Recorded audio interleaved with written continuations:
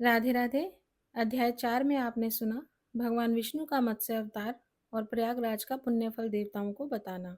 अब आगे कार्तिक मास कथा 5वां अध्याय। राजा पृथु बोले, हे मुनि जी, आपने कार्तिक और माघ मास का विस्तृत फल कहा। अब इसके विधिवत स्नान की विधि नियम आप हमसे कहिए। नारद जी ने कहा कि आप विष्णु भगवान के अंश से उत्पन्न हुए हैं राजन, अतः यह बात आपको मालूम ही है। तथापि मैं यथोचित विधान आपसे कहता हूँ, उसे सावधान मन से सुनिए। अश्विनी मास की शुक्ल पक्ष एकादशी से शुद्ध होकर कार्तिक मास का व्रत आरंभ करना चाहिए। इस व्रत को करने वाला सर्वदा रात्रि के चौथे पहर में उठे, शौच आदि से निर्वित होकर मुख शुद्धि करे, स्नान आदि करे। जो मनुष्य मुख शुद्धि नहीं करता, उसके सब मंत्र निष्फल हो जाते हैं। अतः दांत और जीभ को स्वच्छ करना चाहिए। हे वनस्पति, तू आयु, बल, कीर्ति, तेज, प्रभा, पशु, संपत्ति, ब्रह्म, ज्ञान, बुद्धि, विद्या हमको दे। ऐसा बोलकर दातुन वृक्ष से ग्रहण करे। वृक्ष से 12 अंगुल दातुन लेकर करे। श्राद्ध और व्रत के दिन दातुन नहीं करना चाहिए। प्रतिपदा, अमावस्या, नवमी, छठ, रविवार, चंद्र तथा सूर्य ग्रहण के समय भी दंत धावन कदापि नहीं करना चाहिए। कटीले पेड़, कपास, पीपल, रेड़ और निर्गंध वृक्षों की दातुन ना करें।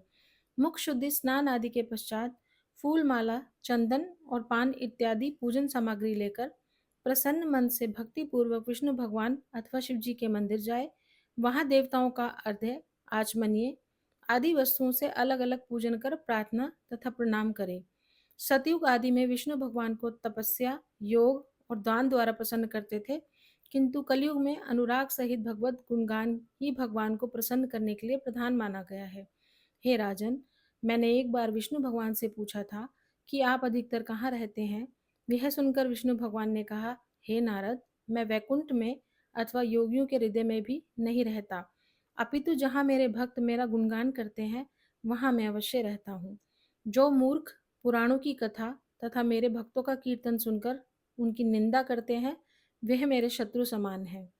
शिरीष, धतुरा, गिरिजा, चमेली, केसर, कंदार, मदार तथा कनेर के फूल और अक्षतों से विष्णु भगवान की पूजा नहीं करनी चाहिए। अड़हल, कंद, शिरीष, जूही, मालती, केवड़ा के पुष्पों से शिव जी का पूजन नहीं करना चाहिए। तुलसी पत्र से गणेश जी की, दूर्वा से दुर्गा जी की, अगस्त्य के फूल से सूर्य नारायण की पूजा नहीं करनी चाहिए। जिन देवताओं के लिए पूजा में जो फूल निर्दिष्ट हैं, उन्हीं से उनका पूजन करें। इस प्रकार पूजन समाप्ति के पश्चात देवाधिदेव विष्णु भगवान से क्षमा याचना करें।